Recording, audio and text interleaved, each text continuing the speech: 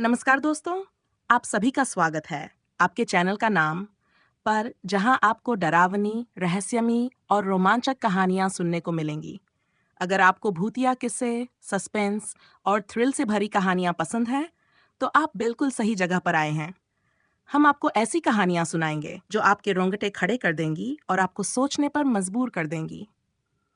तो चैनल को सब्सक्राइब करें, घंटी का बटन दबाएं और हमारे साथ इस डरावने सफर पर चलें। अब बिना कोई देर किए चलिए शुरू करते हैं आज की कहानी। रवि एक छोटे से गांव में रहता था। उसे पुरानी हवेलियों की कहानियां बहुत पसंद थीं। गांव के पास एक खंडहर हवेली थी, जिसके बारे में कहा जाता था कि वहां जो भी रात में गया वो कभी वापस नहीं आया। रवि को इन बातों पर यकीन नहीं था। एक रात हिम्मत करके वह अपने दोस्तों को लेकर हवेली में जाने निकल पड़ा। हवेली तक पहुंचते ही एक ठंडी हवा चली और दरवाजा अपने आप चमराते हुए खुल गया। सबने एक दूसरे को देखा और अंदर कदम रखा। अंदर अजीब सा सन्नाटा था।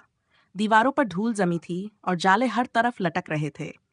तभी उन्हें हल्की सरसराहट सुनाई दी। शायद हवा का असर है, रवि ने कहा, लेकिन उसके दोस्त घबरा गए। वे जैसे ही आगे बढ़े, उन्हें एक पुराना आईना दिखा। उसमें उनकी परछाइयां अजीब तरीके से हिल रही थीं, जबकि वे स्थिर खड़े थे। अचानक आईने से एक परछाई बाहर निकल आई और हंसने लगी।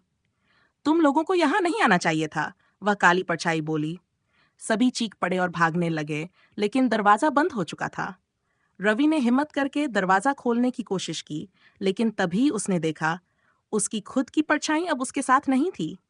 वह आईने के अंदर फंस चुका था और बाहर केवल उसकी परछाई खड़ी थी, एक अजीब सी मुस्कान के साथ। सुबह जब गांव वालों ने हवेली के पास जाकर देखा, तो वहां रवि के दोस्तों को बेहोश पाया, लेकिन रवि कहीं नहीं था।